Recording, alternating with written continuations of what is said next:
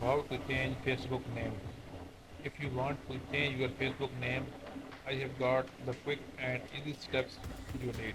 Stay tuned for a straightforward guide to updating your Facebook name in a minute. Click on the app, make sure you are using the latest version. Now click on these three horizontal lines, click on this gear icon. Now click anywhere in this space. Okay, now click on profile, again click on it, and now click on name, and here you can change your name, first name, middle name and last name. If you want to change your name, you cannot change it again for 60 days, so make sure you are trying worth it.